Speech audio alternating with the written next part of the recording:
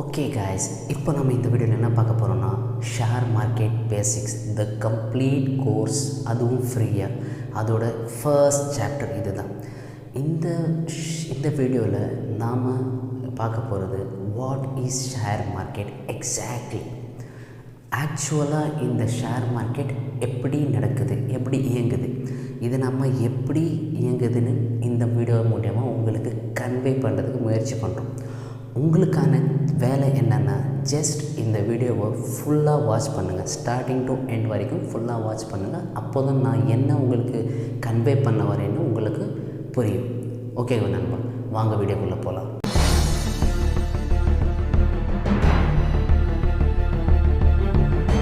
Hello guys, welcome back to புல்மேக்ஸ் trading Tamil.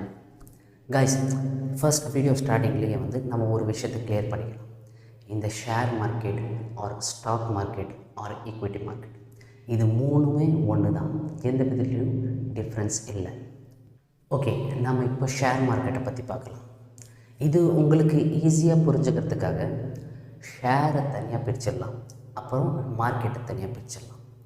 Shares அதுக்கப்புறம் வரலாம். முதல்ல மார்க்கெட்டை பார்த்துக்கலாம். மார்க்கெட்டுங்கிறது யூஷுவலாக உங்களுக்குமே தெரியும். மார்க்கெட்டுங்கிறது யூஷுவலாக இந்த காய்கறி மார்க்கெட், அப்புறம் ஃபிஷ் மார்க்கெட், இல்லை ஃப்ளவர் மார்க்கெட், என்ன வேணால் சம்திங் இருக்கட்டும், அது உங்களுக்கு தெரிஞ்ச விஷயம்.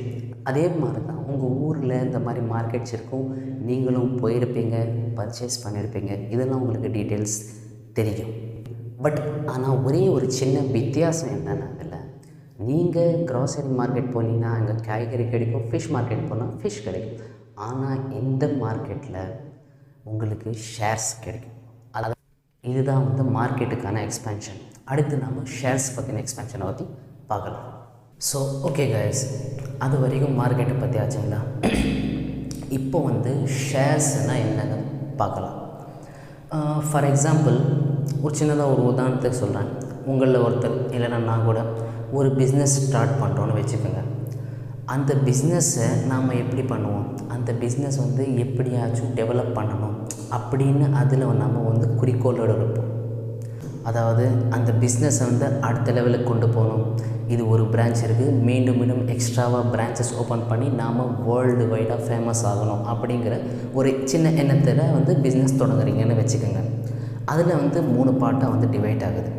ஃபர்ஸ்ட் நீங்கள் உங்கள் சொந்த இன்வெஸ்ட்மெண்ட்டில் பிஸ்னஸ் ரன் பண்ணுவீங்க, அல்லது நீங்கள் போயிட்டு அப்போ உங்களுக்கு பிஸ்னஸ் தேவைப்படுது. அப்போ உங்களுக்கு பிஸ்னஸ் கண்டிப்பாக நல்லா க்ரோ பண்ணணும்னா உங்கள்கிட்ட இன்வெஸ்ட்மெண்ட் தேவை. அப்போது நீங்கள் என்ன பண்ணுவீங்க, ஒன்று பேங்க்குக்கிட்ட போவீங்க, இல்லைன்னா ஒரு நல்ல பார்ட்னரை சூஸ் பண்ணுவீங்க. இதில் ஃபர்ஸ்ட் ஆப்ஷன் பேங்கிங். பேங்கிங்கில் நீங்கள் போயிட்டு உங்களோட இன்வெஸ்ட்மெண்ட்டுக்காக கிரெடிட் வாங்கி நீங்கள் அதில் இன்வெஸ்ட்மெண்ட் பண்ணுறீங்கன்னு வச்சுக்கோங்க.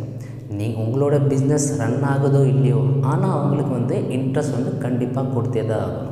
உங்களுக்கு லாபம் இருக்கலாம், நஷ்டம் இருக்கலாம், ஒரு மாதம் கொடுக்க வேண்டியதாக இருக்கும், கொடுக்க இல்லாமலும் போகலாம். அது அவனுக்கு இஷ்டம் இல்லை, அது அவனுக்கு கேரே இல்லை.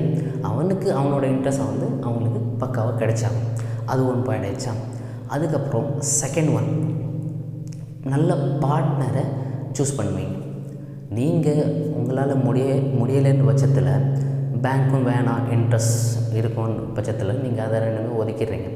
அப்புறம் நெக்ஸ்ட்டு செகண்ட் பார்ட்னரை சூஸ் பண்ணுறீங்க. ஒரு நல்ல பார்ட்னர் சூஸ் பண்ணி உங்கள் பார்ட்னர் கொஞ்சம் இன்வெஸ்ட்மெண்ட் கொடுக்குறாங்க, அதை வச்சு பிஸ்னஸில் இன்வெஸ்ட்மெண்ட் பண்ணுறீங்க.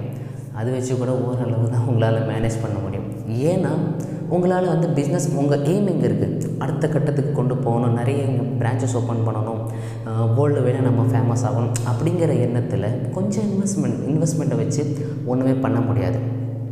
அதுக்காக தான் அவங்களுக்கு சுற்றி இருக்கிற சூழ்நிலைகளுக்கு மட்டும்தான் பிரான்ச்சஸ் ஓப்பன் பண்ணியுமே தவிர பெரிய பெரிய இடத்துக்கெல்லாம் ட்ராவல் பண்ணி போய் வேர்ல்டு வைடாக அவங்களோட பிஸ்னஸ் க்ரோ பண்ண முடியாது.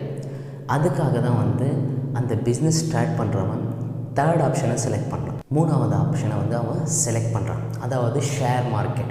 ஷேர் மார்க்கெட்டில் ஐபிஓன்னு ஒன்று இருக்குது. இதை பற்றி கூட நம்ம டிஸ்கஸ் பண்ணிக்கலாம். ஐபிஓனா இனிஷியல் பப்ளிக் ஆஃபரிங். இந்த ஐபிஓ எப்படி வேலை செய்யுதுன்னா, அவன் பிஸ்னஸ் ஒரு அளவுக்கு போய்கிட்டு இருக்கு. அவனோட சிங்கிள் இன்வெஸ்ட்மெண்ட்டில் பிஸ்னஸ் போய்கிட்டு இருக்கு. அவன் வந்து மேலும் மேலும் இன்னுமே வந்து இன்வெஸ்ட்மெண்ட்டை எக்ஸ்ட்ரா பண்ணி பிஸ்னஸை க்ரோ பண்ண பார்க்குறான். அந்த க்ரோ பண்ணதுனால பேங்கிங் வந்து கேன்சல் ஆகிடுச்சு. பார்ட்னர்ஷிப் கூட அவ்வளோ க்ரோ பண்ண முடியாது. அதனால் ஐபிஓவில் ஷேர் புரோக்கர்ஸ் கிட்ட அவன் போய் வந்து ஆஃபர் பண்ணுவான். எங்களோட ஷேர்ஸ் இருக்குது வித் ஒரு 50% இல்லைனா 80% அவன் வச்சுக்கிட்டு மற்றது மீதி இருக்கிற ஷேர்ஸ் வந்து மார்க்கெட்டில் விட்டுருவான். அவன் வந்து அந்த ஷேர்ஸை வந்து பப்ளிக் வாங்குவாங்க. அவங்ககிட்டேருந்து அந்த ஷேர்ஸை பப்ளிக் வாங்குவாங்க. அதை வாங்குறத வச்சு அவங்களுக்கு பிஸ்னஸ் பப்ளிக்கிட்டேருந்து டைரெக்டாக வந்து பிஸ்னஸ் பண்ணுறவங்ககிட்ட காசு போகும். அந்த காசை வச்சு அவன் பிஸ்னஸில் இன்வெஸ்ட்மெண்ட் பண்ணி அவன் காசு பார்க்குவான். அந்த காசு பார்த்தா தான் வந்து நம்ம ஷேர்ஸ் அவன் பிஸ்னஸ் க்ரோ ஆச்சுன்னா இங்கே வந்து ஷேர்ஸும் வந்து ஷேரோட ரேட்டும் க்ரோ ஆகும். ஷேரோட ரேட்டும் க்ரோ ஆகும். க்ரோ ஆச்சுன்னா தான் நம்மளுக்கும் ப்ராஃபிட் கிடைக்கும். இல்லை அவன் இன்வெஸ்ட்மெண்ட் பண்ணிட்டோம், நீங்கள் வந்து ஷேர்ஸை வாங்கிட்டீங்க, வாங்கிட்டும் அவனோட பிஸ்னஸ் க்ரோ ஆகலை, அதே இடத்துல இருக்குன்னா, இல்லை கொஞ்சமாச்சும் லாஸ் ஆச்சுன்னா இங்கே உங்களுக்கும் லாஸ் ஆகும். இதே மாதிரி வந்து ஐபிஓ ஒர்க் பண்ணும். டோட்டலாக வந்து ஷேர் மார்க்கெட்டில் இனிஷியலாக இப்படி தான் கைஸ் நடக்கும். நீங்கள் வந்து ரொம்ப டிஃபிகல்ட்டுன்னு நினச்சிக்கிட்டு இருக்கேன். ஓகேங்க, அதெல்லாம் ரொம்பவே கிடையாது.